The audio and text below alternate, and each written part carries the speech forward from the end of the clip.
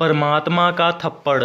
मनोज अपने आप को बड़ा डीसी समझता था। वह लोगों पर अपना ही हुक्म चलाने को फिरता था।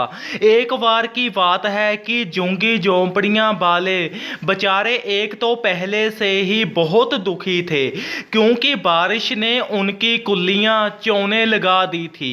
और एक मनोज उनको दुखी करने लग जाता है कि ये झोंपड़ियां खाली करो, हमने जहां पर कुछ बनाना है। होता वह कुछ नहीं है, पर गरीब झोंपड़ियां वाले लोग उससे डर जाते हैं और वह बारिश चलती में ही बेचारे कुल्लियां खाली कर कर बिना छत के ही हो जाते हैं। और उनके बच्चे छोटे छोटे होते हैं, वो भी बीमार हो जाते हैं बारिश की वजह से ही, और उनके माता पिता सभी ही बीमार हो जाते हैं। वह मनोज की मिन्नतें भी करते हैं और उसके पैर भी पकड़ते हैं कि हमारे लिए ना सही हमारे बच्चों को तो बख्श दो, उन पर तो तरस करो। पर वो मनोज किसी की नहीं सुनता था। वह बहुत ही अहंकारी होता है और वह जगह खाली कराकर ही सांस लेता है।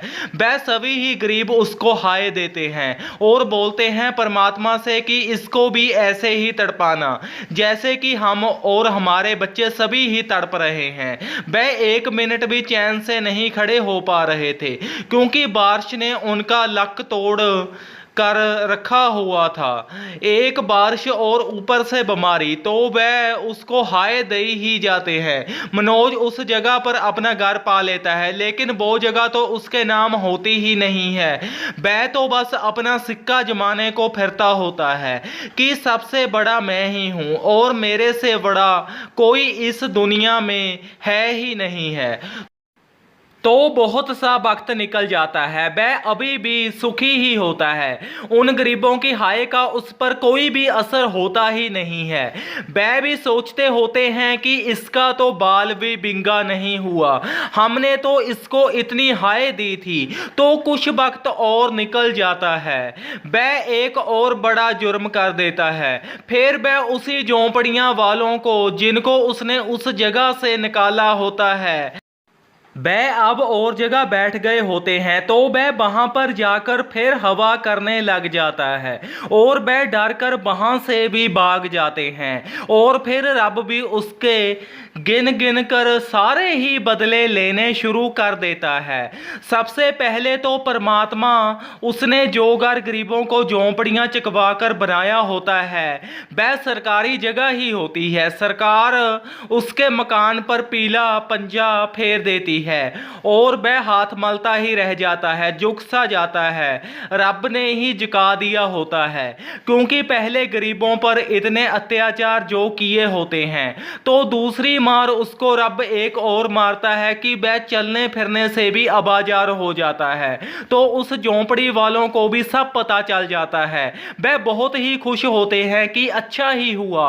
वह परमात्मा को बोलते हैं कि परमात्मा तुमने हमारी गरीबों की सुन ही ली, बेशक देर से ही सही लेकिन सुनी तो सही। तो बहुत ही खुश हो जाते हैं और वह अब करने जोगा कुछ भी नहीं होता और तड़फी ही जाता है। उसके किए की सजा परमात्मा का थप्पड़ उसके मुंह पर ऐसे बजता है कि वह अगले 7 जन्मों तक उसे याद रखेगा।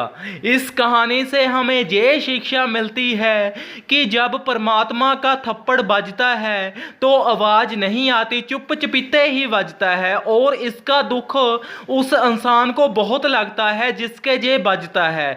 ये बजता जरूर देर से है, पर बजता जरूर है। ऐसे नहीं है कि बजता नहीं है, बजता है। इस कहानी जैसे और भी कई हंकारे बंदों के पर उनको सुरत उसी टाइम ही टिकाने कर देता है। जे परमात्मा का थप्पड़ होता ही ऐसा है। इंसान के थप्पड़ से कुछ नहीं होता, लेकिन परमात्मा का थप्पड़ तो जान ही निकाल देता है। बंदा कुछ करने के काबिल ही नहीं रहता। जैसे कि इस कहानी में वह जमा ही खत्म ही हो गया। कुछ करने जोगा परमात्मा के थप्पड़ ने उसे छोड़ा ही नहीं और उसे बहुत ही तड़पाया।